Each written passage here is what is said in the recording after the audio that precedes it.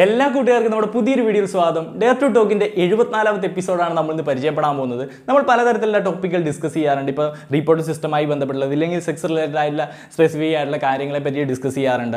അതേപോലെ തന്നെ ചിലരുടെ ജീവിതാനുഭവങ്ങൾ നമ്മൾ ചർച്ച ചെയ്യാറുണ്ട് എന്നുള്ളതാണ്.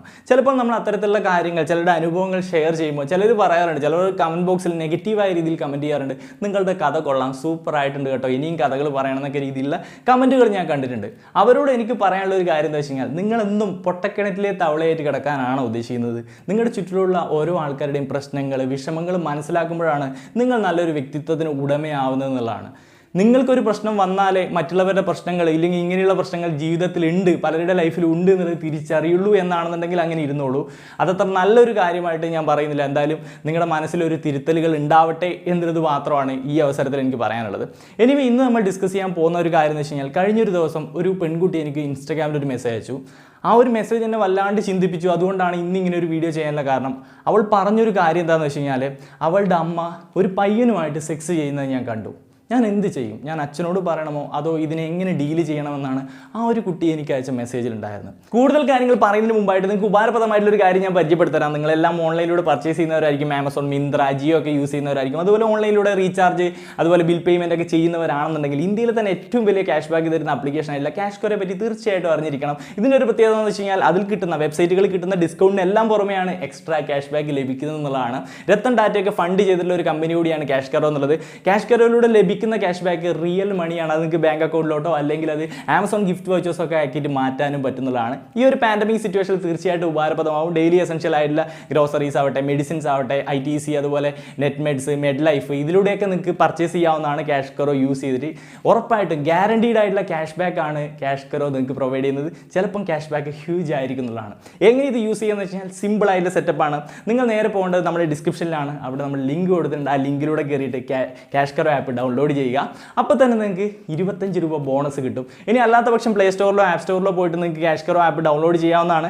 ഡൗൺലോഡ് ചെയ്തതിന് ശേഷം എൻ്റെ കോഡ് നിങ്ങൾ യൂസ് ചെയ്യുക, Nidhin25 എന്നുള്ള കോഡ് യൂസ് ചെയ്ത് കഴിഞ്ഞാൽ തീർച്ചയായിട്ടും നിങ്ങൾക്ക് 25 രൂപ ബോണസ് അപ്പോൾ തന്നെ കിട്ടുന്നതായിരിക്കും എന്നുള്ളതാണ്. അതിനുശേഷം നിങ്ങൾ ചെയ്യേണ്ടത്, നിങ്ങൾക്ക് ഏത് വെബ്സൈറ്റാണ് വേണ്ടതെന്നുള്ളത്, ഇപ്പോൾ ആമസോൺ ആണെങ്കിൽ ആമസോണിൽ സെർച്ച് ചെയ്തതിന് ശേഷം അവിടെ ഓറഞ്ച് ബട്ടൺ ക്ലിക്ക് ചെയ്തിട്ട് വെബ്സൈറ്റിലോട്ട് പോവുക. സാധാരണ വെബ്സൈറ്റ്, അവിടെ നിങ്ങൾക്ക് സാധാരണ നിങ്ങൾ എങ്ങനെയാണോ പർച്ചേസ് ചെയ്യുന്നത് അതേപോലെ തന്നെ പ്രൊഡക്റ്റ് പർച്ചേസ് ചെയ്യാം. സോ പർച്ചേസ് ചെയ്ത് പേയ്മെൻറ്റ് ചെയ്തതിന് ശേഷം നേരെ വന്നിട്ട് ക്യാഷ് കറോ ആപ്പിൽ വന്നിട്ട് മൈ ഏണിങ്സ് നോക്കി കഴിഞ്ഞാൽ അവിടെ നിങ്ങൾക്ക് ക്യാഷ് ബാക്ക് കിട്ടിയതായിട്ട് കാണാൻ പറ്റും. ക്യാഷ് ബാക്ക് കിട്ടിയതിന് ശേഷം അത് കൺഫേം ചെയ്തതിന് ശേഷം നിങ്ങൾക്ക് അത് ബാങ്ക് അക്കൗണ്ടിലോട്ടോ അല്ലെങ്കിൽ അത് ആമസോൺ ഗിഫ്റ്റ് വൗച്ചേഴ്സ് ആക്കി മാറ്റാൻ പറ്റും. ഇതുപോലെ 1500ഓളം ഓൺലൈൻ വെബ്സൈറ്റുകളിൽ നിന്ന് ഇതുപോലെ ക്യാഷ് ബാക്ക് എൻജോയ് ചെയ്യാൻ നിങ്ങൾക്ക് സാധിക്കുന്നുള്ളതാണ് ഇതിൻ്റെ ഒരു ഹൈലൈറ്റ്. സോ ഡിസ്ക്രിപ്ഷനിൽ ലിങ്ക് കൊടുത്തിട്ടുണ്ട്. നിങ്ങൾ ആ ഒരു ക്യാഷ് ബാക്ക് എൻജോയ് ചെയ്യാൻ ശ്രമിക്കുക. അതുപോലെ തന്നെ വേറെ ലെവൽ ഷോപ്പിങ്ങും എൻജോയ് ചെയ്യാൻ ശ്രമിക്കുക. നമുക്ക് നമ്മുടെ വിഷയത്തിലോട്ട് വരാമെന്നുള്ളതാണ്. ആ ഒരു പെൺകുട്ടി ഈ ഒരു കാര്യം പറഞ്ഞപ്പോൾ ഞാൻ അവളോട് ആദ്യം ചോദിച്ചൊരു കാര്യം എന്ന് പറഞ്ഞാൽ, നിൻ്റെ വയസ്സ് എത്രയാണെന്നുള്ളതാണ്. അപ്പോൾ അവൾ പറഞ്ഞൊരു കാര്യം, എനിക്ക് 17 വയസ്സാണ്. അവളുടെ ഉമ്മയുടെ വയസ്സെന്ന് പറയുന്നത് 37 വയസ്സാണ്. അതായത് ഇവരുടെ വിവാഹം കഴിഞ്ഞത്, ഇവളുടെ അമ്മയുടെ വിവാഹം കഴിഞ്ഞത് 18ാമത്തെ വയസ്സിലാണ്. അവർ +2 ഒക്കെ കഴിയുന്ന സമയത്താണ് വിവാഹം കഴിഞ്ഞിട്ടുള്ളത് എന്നുള്ളത് നമുക്ക് മനസ്സിലാവുന്ന ഒരു കാര്യം തന്നെയാണ്. തൊട്ടടുത്ത വർഷം തന്നെ ഈ കുട്ടി ജനിച്ചിട്ടും കാര്യങ്ങളൊക്കെ ഉണ്ട്. ഈ ഒരു അമ്മ സെക്സ് ചെയ്യുന്ന പയ്യൻ്റെ വയസ്സെന്ന് പറയുന്നത് 19 വയസ്സാണെന്ന് കൂടി ഉണ്ട് കേട്ടോ. അതുകൂടി ഒന്ന് മനസ്സിൽ വെച്ചേക്കാം. ഇത് കേട്ടപ്പോൾ എൻ്റെ മനസ്സിൽ വല്ലാണ്ട് കൺഫ്യൂഷനായി. ഇത് ഞാനിപ്പോൾ എന്ത് ചെയ്യും? ഇത് അച്ഛനോട് പറയണമെന്നാണോ ഈ കുട്ടിക്ക് ഒരു സജഷൻ കൊടുക്കേണ്ടത്? എനിക്ക് ആകെപ്പാടെ ഒരു കൺഫ്യൂഷനായി.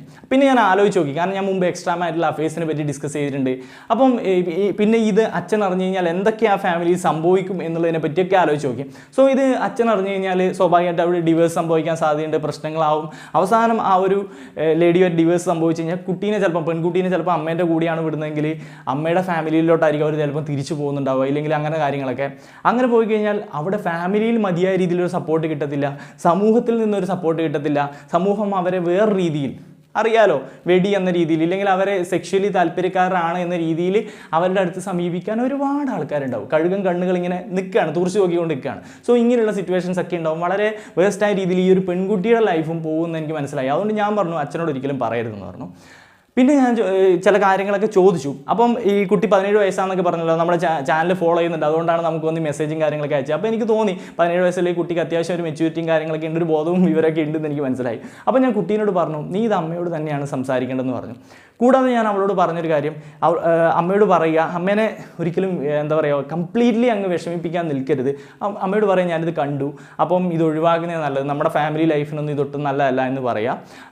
എനിക്കോ അല്ലെങ്കിൽ അച്ഛനോ സംശയമുണ്ട് എന്ന രീതിയിൽ ആ പയ്യനോട് പറഞ്ഞിട്ട് അത് ഡീൽ ചെയ്ത് ഒഴിവാക്കുന്നതാണ് നല്ലത് എന്ന രീതിയിലാണ് ഞാൻ ആ കുട്ടീനോട് പറഞ്ഞത്. ആ രീതിയിലൊരു ഐഡിയ അമ്മയ്ക്ക് പറഞ്ഞു കൊടുത്തേക്കെന്ന് പറഞ്ഞു. സോ ഇതിന് കൂടെ ഞാൻ പറഞ്ഞ വേറൊരു കാര്യമുണ്ട്. അങ്ങനെ ഞാൻ എന്തുകൊണ്ട് പറഞ്ഞു എന്ന് വെച്ച് കഴിഞ്ഞാൽ, ഞാൻ മുമ്പ് എക്സ്ട്രാ മാരിറ്റൽ അഫയേഴ്സിനെ പറ്റി ചെയ്തപ്പോൾ അതിൽ പറഞ്ഞ ഒരുപാട് പോയിന്റുകളുണ്ട്. ആ ഒരു മതിയായ കെയറിങ് കിട്ടായിക, സ്നേഹം കിട്ടായിക, സെക്ഷൽ ലൈഫിലെ സാറ്റിസ്ഫാക്ഷൻ ഇല്ലായ്മ, ഇതൊക്കെ എക്സ്ട്രാ മാരിറ്റൽ അഫയേഴ്സിനുള്ള വലിയ റീസൺസ് ആണ്. ചിലപ്പോൾ ഈ ഹസ്ബൻഡ് എന്ന് പറഞ്ഞ വ്യക്തിയിൽ നിന്ന് ലേഡിക്ക് ഒരു തരത്തിലുള്ള സാറ്റിസ്ഫാക്ഷൻ കിട്ടിയിട്ടുണ്ടാവില്ല. ഒരു ഉപകരണം എന്ന രീതിയിലായിരിക്കാം ഈ ഒരു ലേഡിയെ ഉപയോഗിച്ചിട്ടുണ്ടാവുക. അതായത് ആ കുട്ടി ഉണ്ടാക്കാനും ഇല്ലെങ്കിൽ അയാളുടെ എല്ലാ കാര്യങ്ങളും ചെയ്തു കൊടുക്കാനുള്ള ഒരു ഉപകരണമായിട്ടായിരിക്കും ഉപയോഗിച്ചിട്ടുണ്ടാവുക എന്ന് എനിക്ക് തോന്നി. അതുകൊണ്ട് തന്നെ മേ ബി ആ ലേഡിയുടെ ഭാഗത്തും അതിൻ്റെതായ ശരിയുണ്ടാവും. അതുകൊണ്ടാണ് ഞാൻ പറഞ്ഞത് കംപ്ലീറ്റ്ലി ഒറ്റപ്പെടുന്ന രീതിയിലോട്ട് ഒരിക്കലും പോകരുത് എന്ന് ഞാൻ ആ കുട്ടിയോട് പറഞ്ഞു. ഇങ്ങനെയുള്ള കാര്യങ്ങളൊക്കെ ആവാം. സോ അതുകൊണ്ട് തന്നെ ചിലപ്പോൾ നമ്മൾ ആ ഒരു സിറ്റുവേഷനിൽ എത്തിയാലേ അവരുടെ ആ ഒരു കാര്യങ്ങൾ മനസ്സിലാവുള്ളൂ എന്നൊക്കെ ഞാൻ ആ പെൺകുട്ടിക്ക് പറഞ്ഞു കൊടുത്തിട്ടുണ്ടായിരുന്നു. ഇത് കേട്ടിട്ട് പെൺകുട്ടി പോയിട്ട് ഉമ്മയുമായിട്ട് സംസാരിച്ചപ്പോൾ ആ ഉമ്മ കാര്യങ്ങളൊക്കെ അവളോട് തുറന്നു പറഞ്ഞു. വിഷയങ്ങളൊക്കെ എന്താണ് അവരുടെ വിഷമം ഉണ്ടായത്, എന്തൊക്കെയാണ് സംഭവിച്ചെന്നുള്ള കാര്യങ്ങളൊക്കെ പറഞ്ഞ കാര്യങ്ങൾ എന്താണെന്ന് വെച്ച് കഴിഞ്ഞാൽ, ഈ 20 വർഷത്തോളമായി അവരുടെ വിവാഹം കഴിഞ്ഞിട്ട് 20 വാർഷികമാവാൻ പോകുന്നു. ഈ കാലയളവിനിടയിൽ വളരെ ചുരുങ്ങിയ സമയങ്ങളിൽ മാത്രമാണ് സെക്ഷൽ ഇൻ്റർകോഴ്സ് കാര്യങ്ങളൊക്കെ സംഭവിച്ചത്. കാരണം ഭർത്താവ് ഗൾഫിലാണ്, വരുമ്പോഴാണെന്നുണ്ടെങ്കിൽ പോലും അവസരം കിട്ടുമ്പോഴാണെന്നുണ്ടെങ്കിൽ പോലും ഇത്തരം ഒരു താല്പര്യം അയാൾ കാണിക്കുന്നില്ല. കുട്ടി ഉണ്ടാക്കാനും അയാളുടെ താല്പര്യത്തിനനുസരിച്ച് ചെയ്ത സമയങ്ങളെല്ലാം അയാൾ ഡോമിനേറ്റ് ചെയ്തുകൊണ്ട് അയാൾക്ക് വേണ്ടി ചെയ്തിട്ട് പോയി എന്നുള്ളതല്ലാണ്ട് ലേഡിയെ ഒരർത്ഥത്തിലും കൺസിഡർ ചെയ്യുന്നില്ല. ആ ഒരു സ്നേഹം, കെയറിങ്, സെക്സ് മാത്രമല്ല സ്നേഹം, കെയറിങ്, ഒരു പാർട്ണർ എന്ന രീതിയിലുള്ള ഒരു കൺസിഡറേഷൻ അവർക്ക് കൊടുക്കുന്നില്ല എന്നുള്ളതാണ്. ഇത്തരം ഒരു വലിയൊരു പ്രശ്നമാണ് അവർ ചെയ്തിട്ടുള്ളത്. അപ്പം മൊത്തത്തിലൊരു ജീവിതത്തിൽ ഒറ്റപ്പെടൽ കാര്യങ്ങളൊക്കെ, എല്ലാവർക്കും വേണ്ടി ജീവിക്കുന്നു, താൻ അടുക്കളയിൽ ഒതുങ്ങുന്നു, തനിക്ക് വേണ്ടി ഒന്നുമില്ല. ഈ ഒരു സിറ്റുവേഷനിലൂടെയാണ് ആ ലേഡി ഇത്ര വർഷവും കടന്നു പോയിക്കൊണ്ടിരിക്കുന്നത്. വല്ലാത്ത വീർപ്പ് മുട്ടൽ കാര്യങ്ങളൊക്കെ. ഈ ഒരു അവസരത്തിലാണ് ഈ ഒരു പയ്യൻ അവരുടെ ലൈഫിലോട്ട് കടന്നു വരുന്നത്. സോ അത് താല്പര്യത്തോടു കൂടി തന്നെയാണ് അതിനെ സമീപിച്ചത്. കാര്യങ്ങളൊക്കെ പെൺകുട്ടിയോട് പറഞ്ഞു. മോളോട് പറയാണ്, അമ്മ ഞാനൊരു മനുഷ്യനല്ലേ, എനിക്കും ഇതൊക്കെ തോന്നില്ലേ, എനിക്ക് ആഗ്രഹങ്ങളില്ലേ. ഞാൻ ഹസ്ബൻഡിനോട് എപ്പോഴും വിദേശത്ത് നിന്ന് വരുന്ന സമയങ്ങളിലെല്ലാം ഈ കാര്യങ്ങൾ ഷെയർ ചെയ്യാറുണ്ട്. നമുക്ക് സെക്സ് ചെയ്യാം, കാര്യങ്ങൾ ചെയ്യാം. അപ്പോൾ അയാൾ ഒരു തരത്തിലുള്ള താല്പര്യം കാണിക്കില്ല. അയാൾക്ക് ചിലപ്പോൾ വേറെ റിലേഷൻ ഉണ്ടാവും, കാര്യങ്ങളുണ്ടാവും. അയാൾ തൻ്റെ അടുത്ത് ഒരു താല്പര്യം കാണിക്കില്ല. ചെയ്യുന്നുണ്ടെങ്കിൽ തന്നെ അയാൾ ഡോമിനേറ്റ് ചെയ്തിട്ട് അയാൾക്ക് വേണ്ടി ചെയ്തിട്ട് പോവുകയാണ്. ഇതാണ് ആ ലേഡിയുടെ സിറ്റുവേഷൻ. ഞാൻ എന്താണോ ആ പെൺകുട്ടിയോട് പറഞ്ഞത് അത് തന്നെയായിരുന്നു ആ അമ്മ കുട്ടിയോട് ഷെയർ ചെയ്തത്. എൻ്റെ ബുദ്ധിമുട്ട് എന്താണ്, മാനസിക ബുദ്ധിമുട്ട് എന്താണെന്ന് നീ തിരിച്ചറിയണമെന്നുണ്ടെങ്കിൽ നീ ആ സിറ്റുവേഷനിൽ എത്തണം എന്നാണ് മോളോട് പറഞ്ഞത്. ദേഷ്യപ്പെട്ട് പറഞ്ഞതൊന്നുമല്ല, വളരെ സോഫ്റ്റായിട്ട് വിഷമത്തോടു കൂടി പറഞ്ഞ വിഷയങ്ങളാണ് കേട്ടോ ഇതൊക്കെ. പിന്നെ കൂടാതെ പറഞ്ഞു, ആദ്യമൊക്കെ ഇത് ഒരു താല്പര്യത്തോടു കൂടിയാണ് സമീപിച്ചത്. പിന്നീട് ആ പയ്യൻ്റെ കയ്യിൽ കുറച്ച് പ്രൈവറ്റ് ആയിട്ടുള്ള ഫോട്ടോസ്, വീഡിയോസൊക്കെ ഉണ്ട്. വേണ്ട എന്ന് വിചാരിച്ചാലും പോലും അത് നിർത്താൻ പറ്റാത്തൊരു സിറ്റുവേഷനിലോട്ട് കാര്യങ്ങൾ പോയിട്ടുണ്ട്. ഇപ്പോൾ വേണ്ടാന്നൊക്കെ ചിലപ്പോൾ തോന്നും, ഫാമിലിയെ ഓർത്തിട്ടൊക്കെ ബുദ്ധിമുട്ടുകളൊക്കെ തോന്നുന്നുള്ളതാണ്. ഇതാണ് ആ ഒരു ലേഡിയുടെ സിറ്റുവേഷൻ. മതിയായ കെയറിങ്, സ്നേഹം, സാറ്റിസ്ഫാക്ഷൻ, ഇതൊന്നും കൺസിഡറേഷൻ ഒന്നും കിട്ടാത്തത് കൊണ്ടാണ് ഇത്തരത്തിലുള്ള കാര്യങ്ങൾ സംഭവിച്ചത്. ഇത് ആ ലേഡിയെ തെറ്റു പറയാൻ പറ്റുമോ? എനിക്ക് തോന്നിയിട്ടുള്ളൊരു കാര്യം, ആ ലേഡിയെ തെറ്റു പറയാൻ പറ്റില്ല എന്നുള്ളതാണ്. കാരണം തീർച്ചയായിട്ടും ഒരു പാർട്ണർഷിപ്പിൽ ആ ഒരു ഒരാളുടെ മാത്രം താല്പര്യമല്ല, തീർച്ചയായിട്ടും ആ ഒരു കൺസിഡറേഷൻ അങ്ങോട്ട് കൊടുക്കണം. അത് ഇഷ്ടം, ജസ്റ്റ് ആ ഒരു കൺസിഡറേഷൻ, കെയർ, കാര്യങ്ങളെല്ലാം ഇമ്പോർട്ടൻ്റ് ആണ്. അങ്ങോട്ടും ഇങ്ങോട്ടും വേണ്ട കാര്യം കേട്ടോ. ഇത് ലേഡിക്ക് മാത്രം കൊടുക്കേണ്ടതാണെന്ന് ഞാൻ പറയത്തില്ല. ഞാനിപ്പോൾ ലാസ്റ്റ് ആൺകുട്ടി ആഗ്രഹിക്കുന്ന, പുരുഷൻ ആഗ്രഹിക്കുന്ന സെക്സ് എന്ന് പറഞ്ഞ വീഡിയോ ചെയ്തിട്ടുണ്ട്. അങ്ങോട്ടും ഇങ്ങോട്ടും അത് കൺവേ ചെയ്യുകയും ആ ഒരു പാർട്ണർഷിപ്പിൽ, ഇതാണല്ലോ പാർട്ണർഷിപ്പ്. അപ്പോൾ ആ ഒരു കൺവേയിങ്, ആ ഒരു സ്നേഹം കൺവേ ചെയ്യുന്ന സംഭവം വേണം എന്നുള്ളതാണ് എനിക്ക് പറയാനുള്ളൊരു കാര്യം എന്നുള്ളത്. അപ്പോൾ ആ ലേഡിയെ ഒരർത്ഥത്തിലും കുറ്റം പറയാൻ പറ്റില്ല എന്നുള്ളതാണ് ഞാൻ മനസ്സിലാക്കിയൊരു കാര്യം. പക്ഷേ നമ്മുടെ ഈ ഒരു സിസ്റ്റത്തിൽ നിന്നുകൊണ്ട്, അല്ലെങ്കിൽ ആ ഒരു കുടുംബത്തിൽ, ഒരു ഫാമിലി നിന്നുകൊണ്ട് ഇത്തരം ഒരു പരിപാടിക്ക് പോകുന്നത് നമ്മുടെ സമൂഹം അംഗീകരിക്കുകയും ചെയ്യില്ല. അതാണ് വേറൊരു പ്രശ്നം. പക്ഷേ അവിടെയാണ് നമ്മൾ ചിന്തിക്കേണ്ട മറ്റൊരു പ്രശ്നം വരുന്നത്. കാരണം എന്ന് വെച്ച് കഴിഞ്ഞാൽ, ഇപ്പോൾ വിദേശത്തൊക്കെ ആണെന്നുണ്ടെങ്കിൽ ഒത്തുപോകാൻ പറ്റുന്നില്ല വിചാരിക്കാം. ഇപ്പോൾ ഇവിടെ ഈ ലേഡി അയാളുടെ അടിമയായിട്ട്, അല്ലെങ്കിൽ ബാക്കിയുള്ളവർ കാര്യമെല്ലാം നിർവഹിക്കാൻ വേണ്ടിയുള്ള ഒരു ഉപകരണം പോലെയാണ് വർക്ക് ചെയ്യുന്നത്. ആലോചിച്ച് നോക്കാം. അങ്ങനെയല്ല, നിങ്ങൾ ആ സിറ്റുവേഷനിലാണെന്നുണ്ടെങ്കിൽ എന്തായിരിക്കും നിങ്ങൾക്ക് ഫീൽ ചെയ്യുക എന്നുള്ളത് ആലോചിച്ച് നോക്കാം. ഇങ്ങനെ ഒരു ജീവിതം നയിച്ച് കൊണ്ടുപോകുക എന്ന് പറഞ്ഞാൽ വളരെ ബുദ്ധിമുട്ടാണ്. ഇപ്പോൾ വിദേശത്തൊക്കെ ആണെന്നുണ്ടെങ്കിൽ വളരെ പ്രാക്ടിക്കലായിട്ട് അവർ ഡിവേഴ്സ് നേടിയിട്ട് പോകും, മറ്റൊരു വിവാഹം ചിലപ്പം കഴിക്കും, ഒരു കുഴപ്പമില്ല. ഇവിടെയാണ് ഇത് സംഭവിക്കുന്നതെങ്കിൽ ഞാൻ പറഞ്ഞുതരാം. ഇപ്പോൾ ഇവിടെ ഡിവേഴ്സ് സംഭവിക്കുകയാണെന്നുണ്ടെങ്കിൽ ഈ ലേഡി പെർട്ടിക്കുലർ പുള്ളിക്കാരിയുടെ വീട്ടിലോട്ട് പോകുന്നു. പിന്നെ പുള്ളിക്കാരിക്ക് ഒറ്റയ്ക്ക് സ്റ്റേബിളായി നിൽക്കാൻ ചിലപ്പം പറ്റുന്നില്ല. കാര്യമായിട്ടുള്ള എഡ്യൂക്കേഷൻ കിട്ടിയിട്ടില്ല. 10-18 വയസ്സിൽ തന്നെ വിവാഹം കഴിച്ച് വിട്ടു. +2 ജസ്റ്റ് പാസ്സായി എന്നല്ലാണ്ട് കൂടുതൽ ക്വാളിഫിക്കേഷനോ കാര്യങ്ങളോ ഗ്യാദർ ചെയ്യാൻ പറ്റില്ല. സോ ഒരു സെൽഫ് സ്റ്റാൻഡിൽ നിൽക്കാനോ ഒന്നും പറ്റുന്നില്ല എന്നുള്ളത് ഒരു വിഷയമാണ്. പിന്നെ ഫാമിലിയിലോട്ട് കയറി ചെന്ന് കഴിഞ്ഞാൽ അവിടെ ഓക്കെ ഒരാളെ ഒന്നും പോരാ, അവൾ മറ്റേ വെടിയാണ്, അതാണ് ഇതാണെന്നുള്ള രീതിയിൽ നമ്മുടെ സമൂഹം ചിന്തിക്കും. അതേപോലെ തന്നെ അവളെ വേറെ രീതിയിലൊരു യൂസ് ചെയ്യാൻ വേണ്ടിയിട്ടുള്ള രീതിയിൽ ആൾക്കാർ സമീപിക്കാനും ശ്രമിക്കും. ഇതായിരിക്കും നമ്മുടെ അടുത്ത് സംഭവിക്കുക. നേരെ മറിച്ച് അവിടെ എന്താണ്, വളരെ പ്രാക്ടിക്കലി ആ ഒത്തുപോകില്ല എന്നുണ്ടാ പിരിയുന്നു, ഒരു കുഴപ്പമില്ല അവിടെ. ഇവിടെയാണെന്നുണ്ടെങ്കിലോ ഇത്തരത്തിൽ ഒരുപാട് പ്രശ്നമാണ്. സോ ആ ചട്ടക്കൂടിൽ നിന്ന് തന്നെ ആരും അറിയാതെ ഇങ്ങനെയുള്ള കാര്യങ്ങളിലോട്ട് പോകേണ്ടതായിട്ട് വരുന്നു എന്നുള്ളതാണ്. ഇല്ലെങ്കിൽ മാനസികമായിട്ട് ഒട്ടും ഒത്തുപോകുന്നില്ല എന്നുണ്ടെങ്കിൽ പിരിഞ്ഞു പോകാൻ പറ്റുന്നതാണ്. പക്ഷേ അതിനുള്ളൊരു പ്ലാറ്റ്ഫോം നമ്മുടെ സമൂഹത്തിൽ ഇല്ല എന്നുള്ളതാണ് വളരെ വിരോധാഭാസമായിട്ടുള്ളൊരു കാര്യം എന്നുള്ളത്. ഈ ഒരു കാര്യത്തിൽ നിന്ന്, ഈ ഒരു പെൺകുട്ടിയുടെ അനുഭവത്തിൽ നിന്ന്, അതിനുശേഷവും ആ പെൺകുട്ടി ഒരുപാട് മെസ്സേജ് ഉണ്ടായിരുന്നു. അതിനെപ്പറ്റിയൊന്നും കൂടുതൽ ഞാൻ പറയുന്നില്ല. എനിവേ അതവിടെ നിൽക്കട്ടെ, അത്ര കാര്യങ്ങൾ മനസ്സിലാക്കേണ്ടതേ ഉള്ളൂ. ഇതുപോലെ ഒരുപാട് പേരുടെ ലൈഫിൽ ഇങ്ങനെ പോകുന്നുണ്ട്. സോ ഇതിൻ്റെ ഒരു സൊല്യൂഷൻ എന്താണെന്നുള്ളത് തന്നെയാണ് നമ്മൾ ഏറ്റവും ഡിസ്കസ് ചെയ്യേണ്ടുന്ന വിഷയം. സോ ഇവിടെ എന്ന് പറഞ്ഞാൽ പാർട്ണർ എന്ന് പറയുമ്പോൾ അങ്ങോട്ടും ഇങ്ങോട്ടുമുള്ള കൺസിഡറേഷനും അണ്ടർസ്റ്റാൻഡിങ്ങും കാര്യങ്ങളെല്ലാം വേണം. സ്നേഹം വേണം അവിടെ, കെയർ വേണം അവിടെ, ഈ പറഞ്ഞ സെക്ഷൽ സാറ്റിസ്ഫാക്ഷൻ വേണം. ഇനി സെക്സ് പ്രോപ്പറായി ചെയ്യാൻ പറ്റുന്നില്ല എന്നുണ്ടെങ്കിൽ പോലും ആ ഒരു സ്നേഹവും കാര്യങ്ങളും കെയറും കാര്യങ്ങളൊക്കെ കിട്ടുവാണെന്നുണ്ടെങ്കിൽ തന്നെ കംഫർട്ടബിൾ ആയിരിക്കും. അതൊരു ആണ് പെൺകുട്ടി കൊടുക്കുകയാണെന്നുണ്ടെങ്കിലും പെണ്ണ് ആൺകുട്ടി കൊടുക്കുകയാണെന്നുണ്ടെങ്കിലും ഇത് വളരെ അത്യാവശ്യമാണ്, വളരെ അത്യാവശ്യമായിട്ടുള്ള കാര്യമാണ്. അല്ലാത്ത പക്ഷം അവരൊരു എക്സ്ട്രാ മാരിറ്റൽ അഫയേഴ്സിലോട്ട് പോയി കഴിഞ്ഞാൽ എങ്ങനെ അവരെ കുറ്റം പറയും? എനിക്ക് കുറ്റം പറയാൻ പറ്റില്ല. തീർച്ചയായിട്ടും നമ്മൾ പാർട്ട്ണറിനെ ബഹുമാനിക്കണം, റെസ്പെക്റ്റ് ചെയ്യണം, സ്നേഹിക്കണം, കാര്യങ്ങൾ വേണം. അവർ നമ്മുടെ താഴെയല്ല, നമ്മുടെ ഒപ്പമാണ്. ആ ബാംഗ്ലൂർ ഡേയ്സ് സിനിമയിൽ ദുൽഖർ സൽമാൻ പറഞ്ഞ പോലെയാണ്, ഒപ്പം നടക്കാനാണ് എനിക്കിഷ്ടം. പാർട്ണർഷിപ്പ് എന്ന് പറഞ്ഞാൽ അതാണ്, ആ വിഷമങ്ങൾ ഷെയർ ചെയ്യാനും ഒരുമിച്ച് ആ ഒരു യാത്ര, ആ ഒരുമിച്ച് ആ തോണി നന്നായിട്ട് തുഴഞ്ഞ് മുന്നോട്ട് പോകുക എന്നുള്ളതാണ് എനിക്ക് പറയാനുള്ളത്. അല്ലാണ്ട് ഇത്തരത്തിൽ ഒരർത്ഥത്തിലും കൺസിഡർ ചെയ്യുന്നില്ല എന്നുണ്ടെങ്കിൽ ഇങ്ങനെയുള്ള സംഭവങ്ങൾ സംഭവിക്കും. ആ ലേഡി ഒരർത്ഥത്തിലും ഞാൻ കുറ്റം പറയില്ല. കുറ്റം പറയുന്ന ആൾക്കാരുണ്ടാവും. നമ്മുടെ ഈ ഒരു സമൂഹം അതിന് തീർച്ചയായിട്ടും അവരെ കല്ലെറിയും എന്നുള്ളതാണ് സത്യം. പക്ഷേ അവരെ വശത്ത് വലിയൊരു ശരികൾ ഉണ്ട് എന്നുള്ളത് ഒരു വാസ്തവം തന്നെയാണ്. ആ ഒരു പുരുഷൻ അതൊന്നും ചിന്തിക്കുന്നില്ല എന്നുള്ളതും ഒരു വാസ്തവം തന്നെയാണ്. ഇത്തരത്തിൽ ചിന്തിക്കാത്ത ലേഡീസും ഉണ്ട് കേട്ടോ, അത് വേറൊരു കാര്യം. സോ നല്ല ഹാപ്പി ആയിട്ട് കാര്യങ്ങൾ പരസ്പരം അണ്ടർസ്റ്റാൻഡ് ചെയ്തുകൊണ്ട് മുന്നോട്ട് പോവുക എന്നുള്ളതാണ് പറയാനുള്ളത്. പിന്നെ പറയാനുള്ള ഒരു കാര്യം കൂടിയുണ്ട്, അതേപോലെ വിദേശത്തെ പോലെ തന്നെ നല്ലൊരു പ്ലാറ്റ്ഫോം ഇവിടെ വേണം. ഒട്ടും ഒത്തുപോകില്ല എന്നുള്ള ഒരു രീതിയാണെന്നുണ്ടെങ്കിൽ പിരിഞ്ഞു പോകാനുള്ള, അല്ലെങ്കിൽ അതിനെ പോസിറ്റീവായിട്ട് ഒരു പ്രോഗ്രസീവായി ചിന്തിക്കാൻ പറ്റുന്ന ഒരു സമൂഹവും ഇവിടെ ആവശ്യമുണ്ട് എന്നുള്ളതാണ്. കാരണം നിങ്ങൾ ആലോചിച്ച് നോക്കേണ്ടത് നിങ്ങളാണ് ആ സ്ഥാനത്തെങ്കിൽ എങ്ങനെയെന്നുള്ളതാണ്.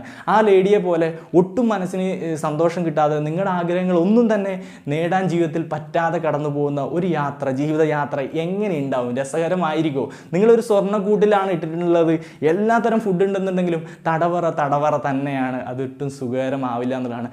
അങ്ങനെയുള്ള ഒരു മാനസിക ബുദ്ധിമുട്ട് അനുഭവിച്ച് ഒരു സ്ലേവിനെ പോലെ, അടിമയെ പോലെ കടന്നു പോകുക എന്ന് വെച്ച് കഴിഞ്ഞാൽ ഒട്ടും സുഖകരമല്ല. അപ്പോൾ ഇത്തരത്തിലുള്ള കാര്യങ്ങൾ കടന്നു വരുമ്പോൾ എക്സ്ട്രാ മാരിറ്റൽ അഫയേഴ്സ് ഒക്കെ വരും എന്നുള്ളതാണ് വാസ്തവമായിട്ടുള്ള കാര്യം. ഞാനതിനെ പ്രോത്സാഹിപ്പിക്കാൻ ആഗ്രഹിക്കുകയോ ഇല്ലെങ്കിൽ അതിനെ ഭയങ്കരമായിട്ട് സപ്പോർട്ട് ചെയ്യുകയല്ല. പക്ഷേ അങ്ങനെ സംഭവിക്കാതിരിക്കണം. നല്ല രീതിയിലുള്ള ഫാമിലി അറ്റ്മോസ്ഫിയർ വേണം. അങ്ങനെ നല്ല ഫാമിലി അറ്റ്മോസ്ഫിയറിലായിരിക്കും നല്ല തലമുറ ബിൽഡ് ആവുക എന്നുള്ളതാണ് ഞാൻ ഓർപ്പെടുത്താൻ ആഗ്രഹിക്കുന്ന ഒരു കാര്യം. അല്ലാണ്ട് എക്സ്ട്രാ മാരിറ്റൽ അഫയേഴ്സ് കുറേ ഉണ്ടാവട്ടെ എന്നൊന്നും അല്ല ഞാൻ പറയുന്നത്. പക്ഷേ ആ ഒരു ഫാമിലി അറ്റ്മോസ്ഫിയർ വളരെ നല്ല രീതിയിൽ പോകാനും ഇനി ഒത്തുപോകില്ല എന്ന് കാണുമ്പോൾ പിരിഞ്ഞു പോകാനുള്ള നല്ലൊരു പ്ലാറ്റ്ഫോം ഇവിടെ വേണം. ഇനി പിരിഞ്ഞു പോകുന്ന സമയത്ത് അവൾ മോശക്കാരിയാണ്, അവൾക്ക് ഒന്നിനൊന്നും പോരാ, അവൾ മറ്റേതാണ് മറിച്ചതാണ്, അങ്ങനത്തെ രീതിയിൽ മോശമായ രീതിയിൽ ഒരിക്കലും പോകരുത് എന്നുള്ളതാണ്. എല്ലാവർക്കും സെക്ഷൽ താല്പര്യമുണ്ട്, ആണിന് മാത്രമല്ല പെണ്ണിനും ഉണ്ട്. സോ അങ്ങോട്ടും ഇങ്ങോട്ടും അണ്ടർസ്റ്റാൻഡ് ചെയ്തുകൊണ്ട് നല്ലൊരു കളർഫുൾ ആയിട്ടുള്ള ലൈഫ് എല്ലാവർക്കും ഉണ്ടാവട്ടെ എന്നുള്ളതാണ് എനിക്ക് പറയാനുള്ളത്. സോ കാര്യങ്ങൾ നിങ്ങൾക്ക് വ്യക്തമായിട്ടുണ്ടാവും എന്നാണ് ഞാൻ വിശ്വസിക്കുന്നത്. നല്ലൊരു റെലവൻ്റ് ആയിട്ടുള്ള ഇൻഫർമേഷൻ ആണ് എന്നുണ്ടെങ്കിൽ തീർച്ചയായിട്ടും ഷെയർ ചെയ്യാനും ലൈക്ക് ചെയ്യാനും ശ്രമിക്കാം. അതുപോലെ നമ്മൾ ആദ്യം പറഞ്ഞ കാര്യം മറക്കരുത്, ക്യാഷ് കറോ ആപ്പ് യൂസ് ചെയ്യുന്ന കാര്യത്തിൽ ഡിസ്ക്രിപ്ഷനിൽ ലിങ്ക് ഉണ്ട്. അതൊരു ഓൾ ഇൻ വൺ ആപ്ലിക്കേഷനാണ്. ഒരുപാടധികം വെബ്സൈറ്റുകൾ നിങ്ങൾക്ക് അതിൽ ആക്സസ് ചെയ്യാൻ പറ്റും, ക്യാഷ് ബാക്ക് എൻജോയ് ചെയ്യാനും പറ്റും. അതേപോലെ തന്നെ നിങ്ങൾ ആപ്പ് സ്റ്റോറിലോ പ്ലേ സ്റ്റോറിലോ പോയിട്ട് നിങ്ങൾക്ക് ആപ്പ് ഡൗൺലോഡ് ചെയ്തിട്ട് നമ്മുടെ കോഡ് Nidhin25 എന്നുള്ള കോഡ് യൂസ് ചെയ്ത് കഴിഞ്ഞാലും 25 രൂപ ബോണസ് ക്യാഷ് ബാക്ക് കിട്ടുന്നതായിരിക്കും. സോ അതൊക്കെ കിട്ടും, അതൊക്കെ എൻജോയ് ചെയ്യാൻ ശ്രമിക്കുക. നല്ല വേറെ ലെവൽ ഷോപ്പിംഗ് അനുഭവം എൻജോയ് ചെയ്യാൻ ശ്രമിക്കുക എന്നുള്ളതാണ്. ഇന്നത്തെ ഈ ഒരു ടോപ്പിക്കിനെ പറ്റിയുള്ള അഭിപ്രായങ്ങൾ തീർച്ചയായിട്ടും കമൻറ്റ് ചെയ്യുമെന്ന് വിശ്വസിക്കുന്നു. കാരണം ഒരു ഡിസ്കസ് ചെയ്യേണ്ടുന്ന ഒരു പ്രധാനപ്പെട്ട ഒരു വിഷയം തന്നെയാണ്. എന്തൊക്കെയാണ് നിങ്ങളുടെ ചിന്തകൾ എന്നുള്ളത് വളരെ നല്ല രീതിയിൽ, മാന്യമായ രീതിയിൽ കമൻറ്റ് ചെയ്യാൻ ശ്രമിക്കുക. നല്ലൊരു ഡിസ്കഷൻ പ്ലോട്ടായിട്ട് കമൻറ്റ് ബോക്സിനെ യൂസ് ചെയ്യാൻ ശ്രമിക്കുക എന്നുള്ളതാണ് എനിക്ക് എല്ലാവരോടും പറയാനുള്ളത്. ഇതുമായി ബന്ധപ്പെട്ട് നമ്മൾ കമ്മ്യൂണിറ്റി ടാബിൽ ഒരു ചെറിയ പോളും ആഡ് ചെയ്തിട്ടുണ്ട്. അതൊന്ന് വോട്ടൊക്കെ ചെയ്യാൻ ശ്രമിക്കുക. നല്ല രീതിയിൽ ഡിസ്കഷൻ ചെയ്യുക, നല്ല മാറ്റങ്ങൾ ഉണ്ടാവട്ടെ എന്നുള്ളതാണ് നമ്മൾ ആഗ്രഹിക്കുന്ന ഒരു കാര്യം. അതേപോലെ എന്തെങ്കിലും തരത്തിലുള്ള ടോപ്പിക് ഐഡിയാസ് ഉണ്ടെങ്കിൽ കമൻറ്റ് ബോക്സ് അവിടെ ഫ്രീ ആണ്, തീർച്ചയായിട്ടും കമൻറ്റ് ചെയ്യുക. അതുപോലെ ഇൻസ്റ്റാഗ്രാമിൽ വേണമെങ്കിൽ നമ്മളെ ഫോളോ ചെയ്ത് നമുക്ക് മെസ്സേജൊക്കെ അയക്കാവുന്നതാണ്, നമ്മൾ തീർച്ചയായിട്ടും റിപ്ലൈ ചെയ്യുന്നതായിരിക്കും. ഇതുപോലെ എന്തെങ്കിലും വിഷമങ്ങളോ കാര്യങ്ങളോ ഉണ്ടെന്നുണ്ടെങ്കിൽ നിങ്ങൾക്ക് തീർച്ചയായിട്ടും നമുക്ക് അറിയിക്കാവുന്നതാണ്, നമ്മൾ അതൊക്കെ ഡിസ്കസ് ചെയ്യുന്നതായിരിക്കും. Nidhinrajnirappel എന്നുള്ളതാണ് ID. ലിങ്കൊക്കെ ഞാൻ ഡിസ്ക്രിപ്ഷനിലും ഫസ്റ്റ് കമൻ്റ് ആയിട്ട് പിൻ ചെയ്ത് വെച്ചിട്ടുണ്ടാവും. അപ്പോൾ അത്രയ്ക്ക് തന്നെയുള്ളൂ. ഇനിയും ഒരുപാടധികം റിക്വസ്റ്റഡ് ടോപ്പിക്കുകൾ പെൻഡിങ് ആണ്, അതൊക്കെ നമ്മൾ ചെയ്യുന്നതായിരിക്കും. അപ്പോൾ അതിനൊക്കെ വേണ്ടിയിട്ട് നമ്മുടെ ചാനൽ സബ്സ്ക്രൈബ് ചെയ്ത് ബെല്ലൈക്കൺ എനേബിൾ ചെയ്ത് വെച്ചേക്കുക. മറ്റൊരു വീഡിയോയിൽ വീണ്ടും കാണാൻ പറ്റുന്ന പ്രതീക്ഷയോടെ നിർത്തുന്നു. Nidhin Raj. ടാറ്റാ.